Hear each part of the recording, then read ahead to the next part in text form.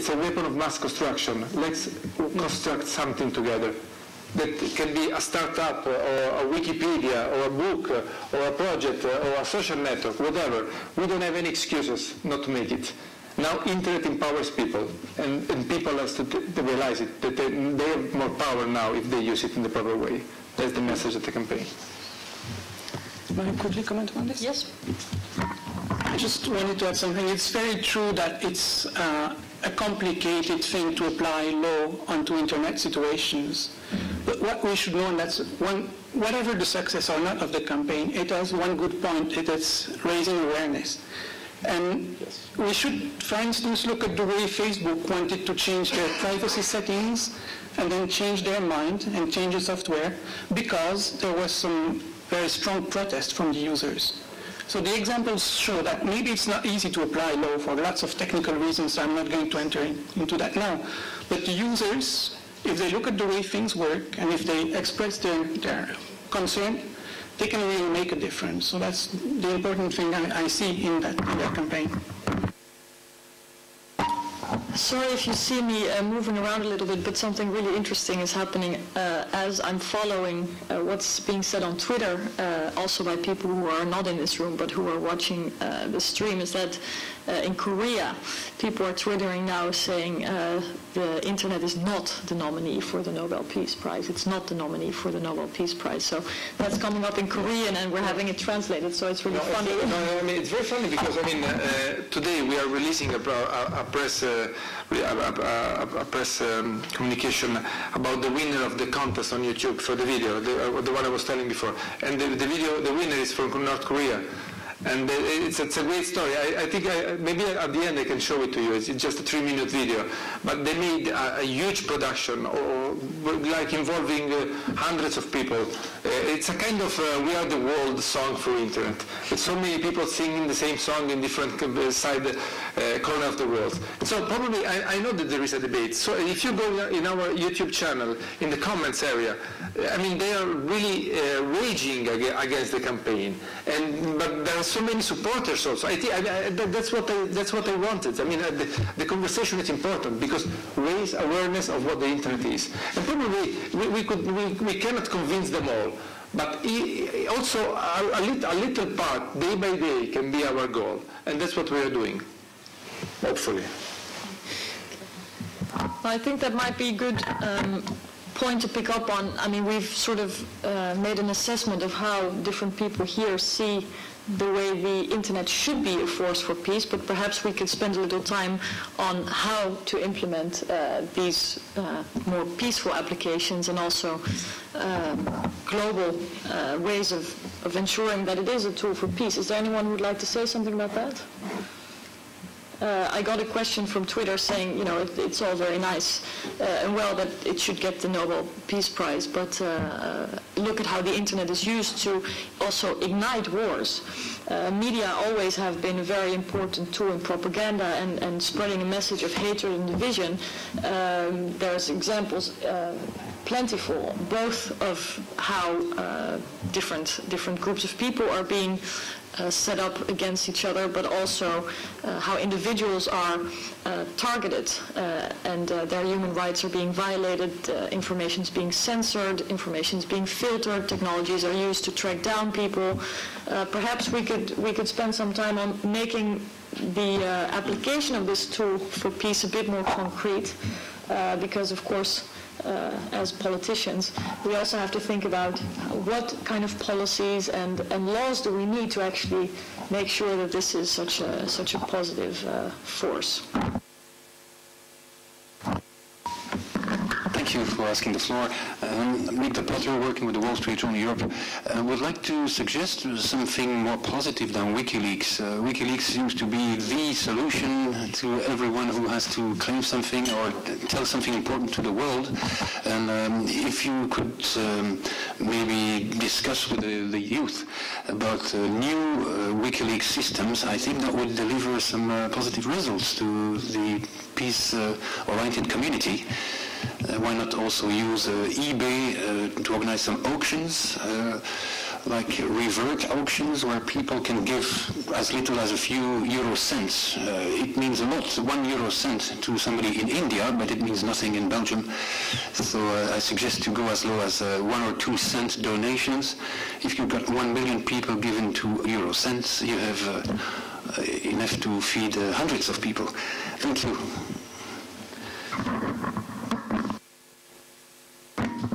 Can I just say something on what you said before, if I can, saying like examples that internet is used for negative things as well.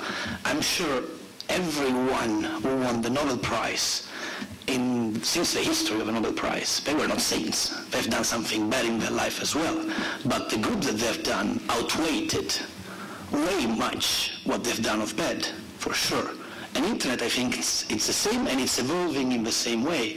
The good it is doing, the openness, the peace they brought in Kosovo itself, as I said before, in Iran, I think it outweighs the old bad means that the internet can use for. And yeah, let's see. So just 2 points. I mean, one is that, just to pick up on your earlier point about the internet being open, I mean, it's actually, I think that many people think that it's always going to be the way that it is, and that's just not the case. Like, there actually needs to be a vigilant defence. And I'm thinking about things like, the internet blocking directive that's currently before the EU and ACTA and so on. Like, there are policies that are in the wings that are designed specifically to carve out pieces of the internet for governments, for intergovernmental institutions and for corporates. So we mustn't just think that because it has been to date that it will always be. There is need for international campaigning, and one of the reasons why I think that the Nobel Peace Prize would be good, or another reason why I think it would be good, is because it is, a congratulations for what has been done, and an impetus to ensure that what has been done thus far is continued in the same trajectory. Like, I think it can be used as an effective tool. Just in terms of the conflict side of the internet, I think one issue that hasn't been raised, which is increasingly important, is cyber warfare.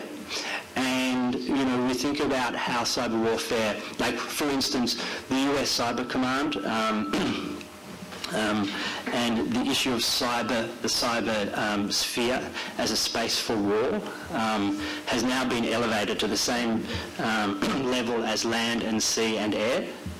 And there is a real attempt by the military, the sort of military-industrial complex, or whatever you want to call it, to militarize the internet, for it to become a domain of the Department of Defense, and for there to be, like, if you look around the world, there's developments of cyber commands in a number of different countries. So, for instance, when you look at the war between Georgia and Russia, you can see that what went in before the tanks was the code, and so we need to keep a very strong eye on that and make sure that civil society is actually playing a role. Like, civil society has always played an important role in warfare in terms of early identifiers,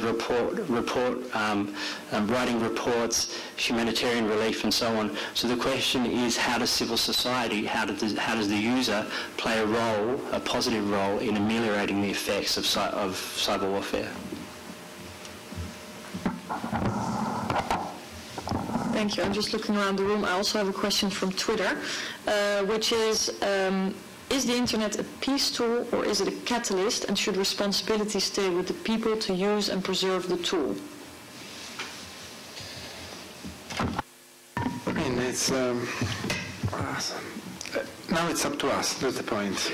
It's up to us to use it in the proper way. Last December, I was in Paris when Queen Rania from Jordan was addressing a conference called the Web. And she was starting a worldwide campaign called OneGoal.com. Probably you know about it. It's about bringing education to all the kids of the world. And she could make all this impressive campaign. I think she gathered like tens of millions of people signing the manifesto, thanks to the internet. And when she was in Paris, she said, let's use the social media to to make social good, to make real changes in the real world. I think this is exactly the point. Now social media are so powerful, and we can use it to say what we had for breakfast or how is the weather in our country. That's fine, but we can use it. We must use it also to empower, to make this place a better place. And I totally agree with Queen Rania, and also with what the Secretary of State of the Department, the U.S. Department, Hillary Clinton, said in a famous speech in January, when there was this huge controversial between Google and the China government. And I think that awareness about what the internet really is growing, not only thanks to this campaign, but it's growing. For instance, if you have the chance, let's take 2 minutes to read what Bernard Kouchner wrote in an article about the internet freedom in last April. And so, Rania of Jordan, Hillary Clinton, Bernard Kouchner, I think that so many politicians are, not enough, but many politicians are taking now into consideration what the internet really is. And it's important that if this idea can arrive to the people.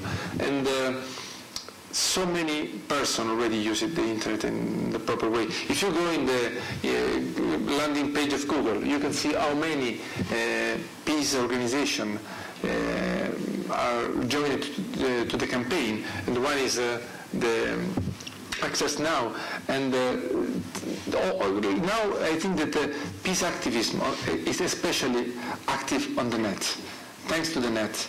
And this is the stronger demonstration of the fact that I mean, it's up to us now, the choice, and the campaign is also to open our eyes about the internet.